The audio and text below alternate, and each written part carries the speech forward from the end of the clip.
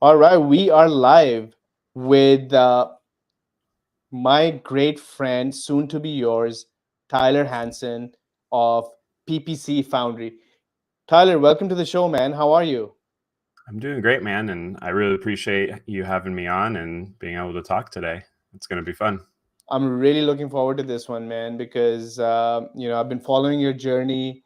We've been lucky enough to have you as a client, Yeah. and also see you how you progress. But also when you're you got to working with agency owners, especially, we're really uh, you know our lives are in front of the social media. We're in the marketing field. We really Yeah. don't have an option not to. So you get to follow all the amazing agency owners, and you get to know a little about their personal lives and stuff like that. So I'm really inspired how you're doing what you're doing with PPC Foundry, which is a white label media buying outfit for other agencies, if I'm not mistaken. I'll ask you about that. And but also such a foundational family presence that you have, right? Expecting your fifth child. Number six. Six? Did you Yeah. say? Yeah. Oh man, Tough to congratulations, believe. dude. So tell me a little bit about who Tyler is, and how did you land on PPC Foundry? Yeah, man. And thanks for the awesome intro. I really appreciate that. So, my name's Tyler Hanson. I own PPC Foundry. Also, we have a small SaaS we started called Admatic. But yeah, I got my start uh, 10, 12 years ago now, or I guess 14 years ago. Geez, I'm old. Um, in marketing, I was an in-house marketing director for a couple different safety companies. I kind of bounced around to all of our competitors because I became known as the Google guy. I kind of figured everything out from there, right? And everyone wanted me because no one knew how to do it. So I kind of just always went to the highest bidder. And the last company I was at, which I was super grateful for, they gave me a lot of privileges and a lot of opportunity to basically grow their company. When I came into it, they were about 23 employees. And then from the time I joined, and this wasn't just myself, I'm not taking all the credit. We had a good leadership team, but we implemented a bunch of things. And within 2 years, we were about 64 employees, did the Inc. 5000 twice. And we're just growing a lot. I think we were at 2 million and went to like 8 million in revenue within that 2 years. So a lot of growth, a lot of pains, and a lot of stuff that we learned along the way. But from that, I always wanted to start an agency. That was the cool thing to do. I was like, I own a marketing agency, right? Um, as we started that under that business, we learned that the world of marketing is very different from safety and how to sell that. We're like, oh, we have a whole call floor. We'll just use some people over here to sell for us. And it just didn't translate as well. So, from that, I went through a divorce during that time as well, and kind of lost interest in everything. And thankfully, my partners at the time and owners of the other company, they were like, hey, you can either stay with us or we can give you this thing. I know, like, we know it's your baby, but we're not going to support it anymore, and you need to take it if you want it. So I took that opportunity as, hey, I need to sink or swim. Yeah. And that's what I've been doing since then. And we've now grown it, the last 3.5-ish years to now being full white label provider. Because along that way, I just realized I like working with other agency owners and providing a process and system for them. And along that way, somehow acquired 5 more kids. And so yeah, family life is fun, work life is fun. So it's always nonstop action. That's amazing. And so, like, when you were doing all these marketing campaigns in the safety niche, and then even starting out your own agency, was media buying most of the work that you were doing, or was it all across like 360 agency work? Yeah, it was 360 agency work. And that's where I learned a lot of different stuff, a lot of different tactics, because I would literally just dive into any training and learning that I could find. And a lot of it involved Google Ads because that's where we saw a lot of success. But a lot of it too was, CRM management and dispersing leads and going through different flows. And like at one point, when I started at that last company, they were doing 2 million. I would walk into the sales floor, the salespeople, classic, write up the sales on the whiteboard. But the onboarding team would walk over from the other room at different points in the day and just write down on a yellow pad, the new accounts, and then go over to the computer and log them. And I was like, no, no, no, no, no, we can't do this. A lot of stuff like that as well. Love it, love it. So automations, and you're already working with media buying and things like that. And then what made you like just move to the commit to the niche agencies? I know you like working with Yeah. agency owners, and I think like it's a great niche. Around 2020, right around the time when RepStack was starting, I had already pivoted my agency in Calgary, which was a generalist local agency, into fulfillment for other agencies. And I had a client from back in the days, like proof of concept already, who stayed along with me for the 2 years. Yeah. But RepStack took over. But it's a great niche. I know a lot of people who are doing great work. But so what was that deciding factor for you to really, really commit to this niche? Yeah, I think, at the bottom of my heart, like I want to help people. And that's where I saw the most influence I had, is because a lot of people don't know everything. As there's so many different facets to marketing, and Mm, I became really good with one thing, and I'm also very good with structural organization and processes, which not everyone is the best at, and that's okay. But that's where I saw, hey, this is a gap in the market that I can really fill in, of not just providing, oh, we do white label work, cool, a lot of people do that, but we're going to give you a process that your agency can basically attach to and rely on to grow their business side, because they know the process. There is a process in place. It's not just willy-nilly. There's uh, communication and all this stuff. And that's where anytime we're looking to expand or do different things, like that's our focus, is how can we help the agency owner? It's not always, oh, where can we get more money or different stuff like that. It's where can we help the agency owner grow more and feel more comfortable in their business. so what's like we're gonna move into our segments, Tyler. Like we have a segment for three more questions and Sure. three more ideas. Before we go there, just want to ask you one last thing on your service offering. Like what's an average package that one of your clients is on these days? Yeah, so we do our pricing very straightforward. We don't do setup fees. We don't have monthly commitments, and we just price it per account of what channel it is. So Google Ads account, Meta Ads, TikTok.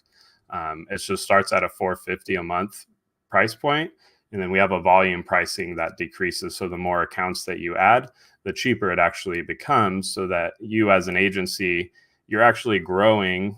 And if you're growing, Mm, you're going to have to hire account managers. You're going to have to hire other overhead. And if our mm, costs are not necessarily staying or decreasing with that, at a mm, comparable rate, it's not going to be sustainable. So those are things that we want to look at, because again, our goal is the longevity of the agency owner. mm. Yeah, I think I love that. And is there like a setup cost that you guys charge on top of that? No, we don't have a setup fee. Fantastic, man. Sounds like a great. And from Processes and automation help speed things up so that we can reduce those types of costs. and what are you guys using for automations?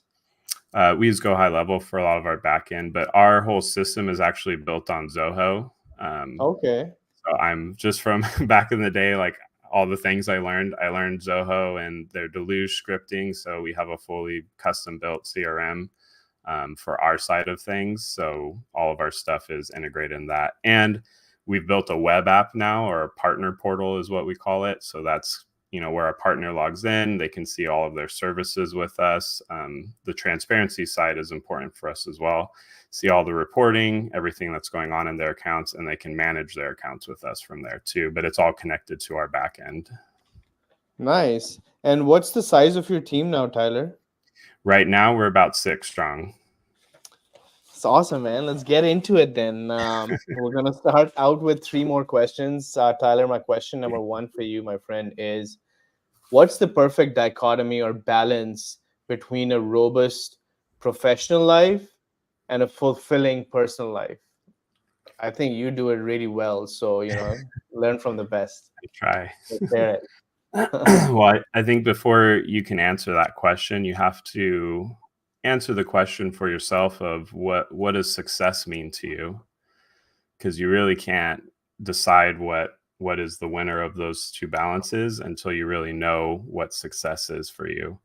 A story for me of a realization for me is I for a long time just kept chasing monthly revenue. Like to me that Mm, was, oh, if I get to this certain amount, like I'll have a good life balance because I'll feel good and I can be with my family, and all these things will open up for me. So I was always like, if I didn't hit that, then I would be sad, and if I did, it didn't last very long and I wanted more.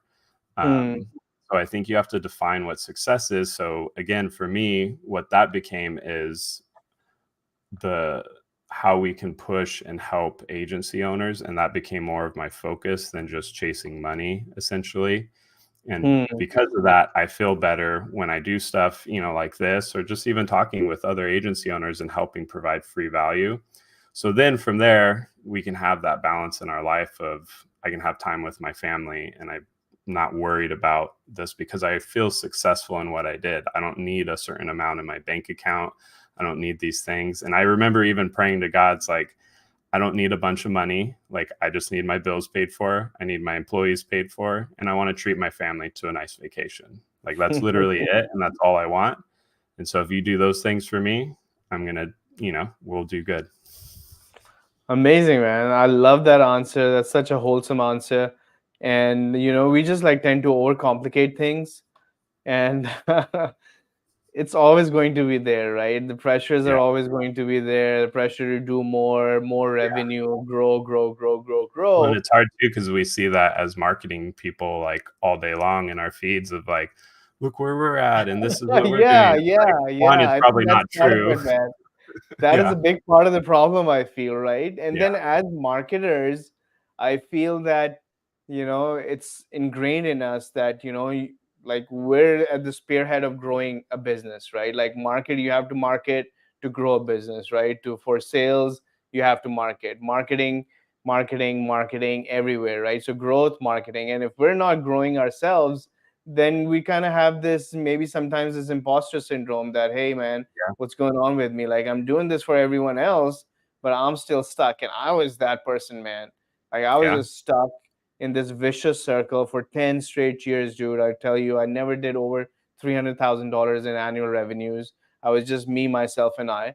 And after I've bought out two of my partners over the last 10 years, I was finally doing good, right? Like I was like clearing 150,000 for myself. It was a Hmm. really good stable income, but I still, like I was lost. It's like, man, like, it's not the agency that I wanted.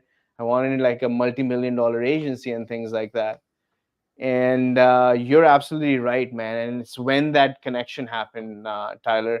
Like when we define success, like you said, right? Like we define it for us that, hey, we have this opportunity. We want to level the playing field for people like exactly like us, like who immigrated to Canada and the US, came Hmm. in, um, you know, and we were able to build out our careers for ourselves with the limitations that we had, and nobody we were given a level playing field. So once we made that connection, then like putting in 12 hours straight in the startup days of RepStack and Yeah. things like that, it was so much fun, man. It did not feel like work. It felt like helping Exactly. people, right? And having fun and Like, you didn't sleeping feel like like a a failure baby. anymore. Exactly, right? And then the revenues just became a byproduct of all of that stuff, Right. right? So I learned this quote recently on where else, on some, maybe a reel somewhere on Insta or Facebook, that the guy says that when you start enjoying the journey, the milestones, they just become like a byproduct of the journey, Hmm. right? So I think that's a very profound statement, and I love the answer that you gave, man. Thanks a lot. Let's Yeah. move on. What role does personal development play in your leadership style, and how do you encourage it within your team? Yeah. So I as I've grown in my years and have stumbled many times and fallen, I'm not a very graceful person in general, despite what anyone may think. But um, the couple of things I've learned is I don't like to do anything that, or I don't make people do things that I wouldn't do. Um, and especially like with new team members, I always display like I'm going to do it in a sense, and not to the point of like I'm bogarting this and this is mine and I'm going to kind of let you touch it. You still have to allow people to learn and mistake themselves. But I want to display that I'm able to do that and I'm going to do the hard things. And then I expect you to do the hard things too. Hmm. But also encouraging them of like, I think when you provide good criticism and allow people to fail in a safe way, that's the best way to grow a team.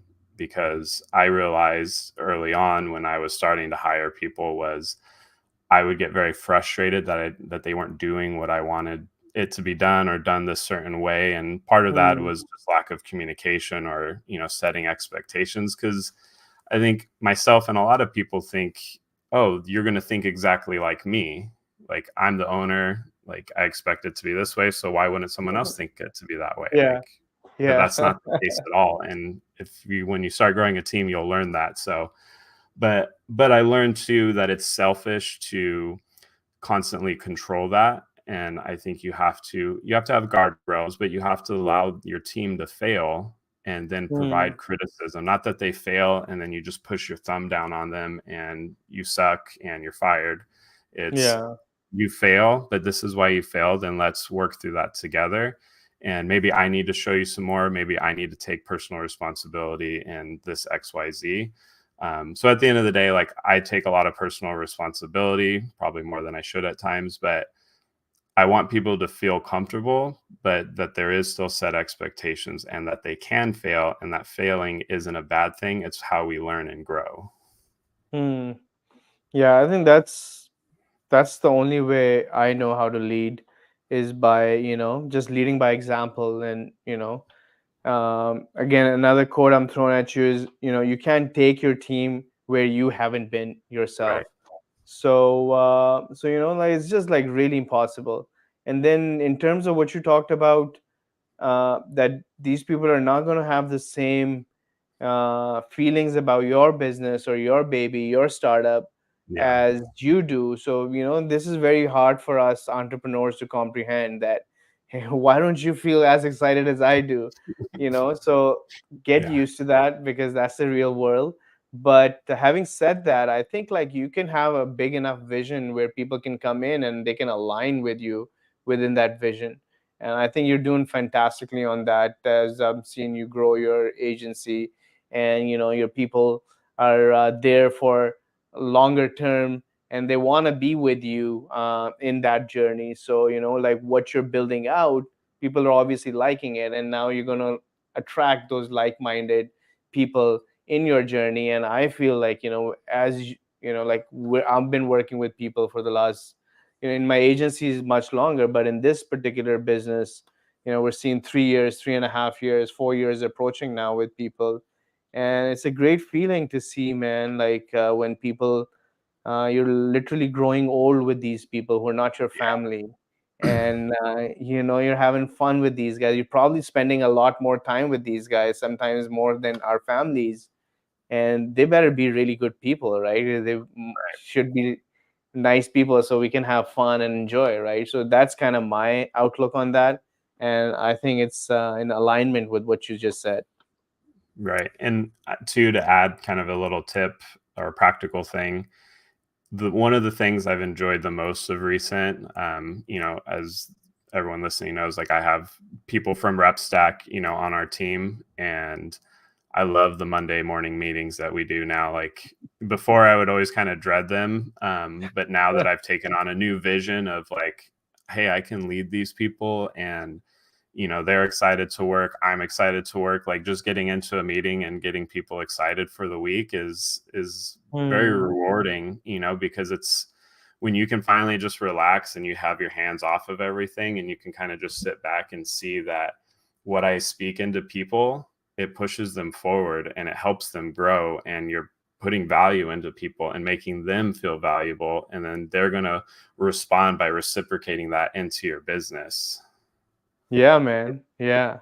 That's like I said, right? Like it's just infectious, right? When you're Right. working with the right type of people, just like I just imagine this group of people that we're putting together, that everyone's mission driven, everyone has a growth mindset, everyone has high integrity, everyone has high work ethic. Like these are the things Right. that we look at when we're hiring people, right? Like, and when you start aggregating this, just like the Manhattan Project, they had all these best scientists from around the world, literally.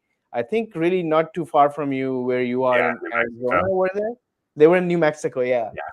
So and they like built out a city of 3,000 people, right? And they all had the same vision and the mindset, and they were just functioning for this one singular purpose. And that's my vision for anyone running a team.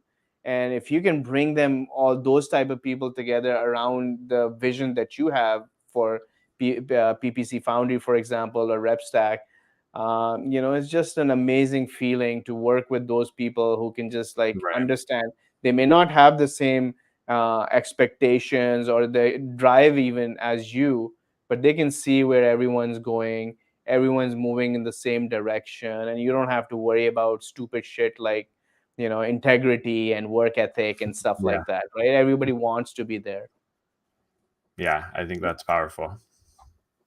All right, Tyler, my last question to you, my friend, is how do you see the future of Google Ads evolving?